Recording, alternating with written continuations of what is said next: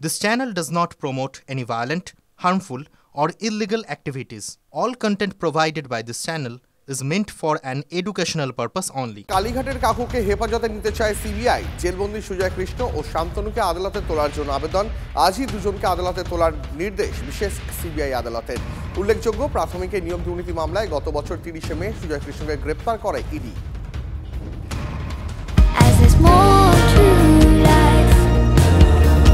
Evolved, yet unchanged. Merlin, more to life. রাজনীতি মানেই তো তরজা। রাজনীতি কারবারিরা যা করেন তা নিয়েও তরজা।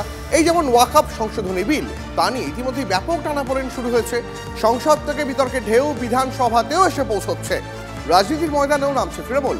আগামী 30শে নভেম্বর তৃণমূলের সংখ্যালঘু সেলের উদ্যোগে রানী রাসমণি রোডে সভার আয়োজন করা হয়েছে, যা নিয়ে কটাক্ষ করতে ছাড়ছে না বিরোধী BJP. Evolved, yet unchanged. Merlin, more to life.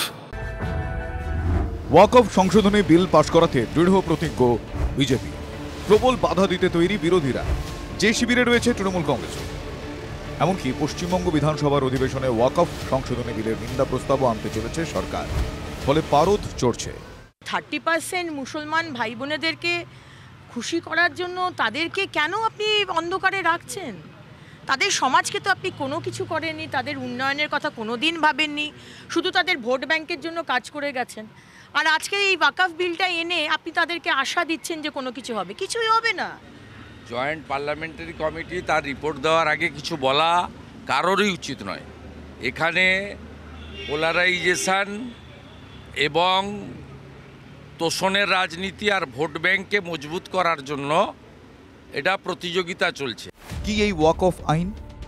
ইসলামী আইন অনুযায়ী দাতব্য ও ধর্মীয় সম্পত্তি হল ওয়াকফ। স্বাধীন ভারতে 1954 সালে প্রথম ওয়াকফ আইন আসে। 1995 সালে বর্তমান ওয়াকফ আইন নিয়ে আসা হয়। 2013 সংশোধনীতে ওয়াকফ বোর্ডের ক্ষমতা বাড়ানো হয়। কোনটি ওয়াকফ সম্পত্তি সিদ্ধান্ত নিতে পারে শুধু ওয়াকফ বোর্ড। ওয়াকফ বোর্ডের স্বঘোষিত যে কোনো সম্পত্তি ওয়াকফ হয়ে যায়। ওয়াকফ ঘোষণার পর সম্পত্তির চরিত্র বদল বা হাত বদল সম্ভব নয়। ফলে বহু সম্পত্তি নিয়ে বিস্তর টানাপোড়েন রয়েছে। দ্বারকার দুটি দ্বীপকে ওয়াকফ ঘোষণা করে দেওয়া হয়েছে।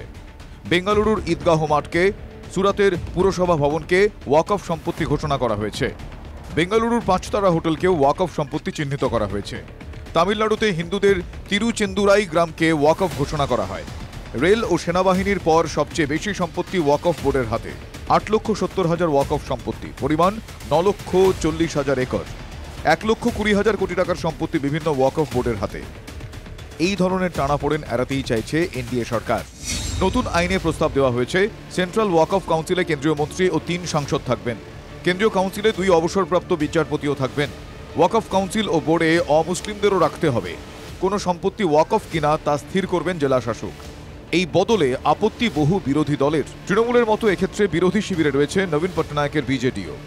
ভারতবর্ষের একটা দ্বিতীয় বৃহত্তম যে মাইনরিটি, তাদের সেন্টিমেন্টের ব্যাপারে ধর্মীয় মেরুকরণ করা যায়, তার জন্য একটা চেষ্টা চলছে।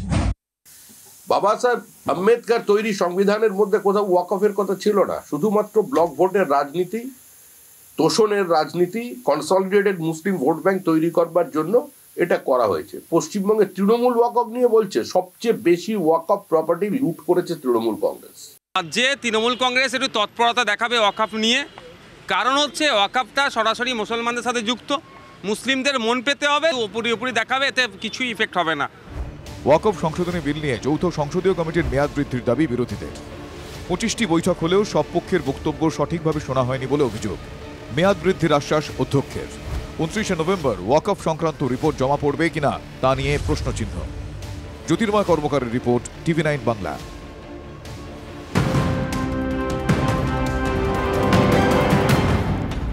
আর এরপরে অত্যন্ত গুরুত্বপূর্ণ একটি খবর। আজ পুরনো সংসদের সেন্ট্রাল হলে 75তম সংবিধান দিবসের অনুষ্ঠান।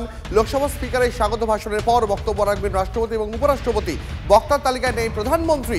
বিরোধীদের মধ্যে বিরোধী দলনেতা হিসাবে রাহুল গান্ধীকে বলতে দেওয়ার দাবিতে অনড় কংগ্রেস। পরিস্থিতি কি জানবো নয়াদিল্লি থেকে আমাদের সহকর্মী জ্যোতির্ময় রয়েছেন। জ্যোতির্ময়,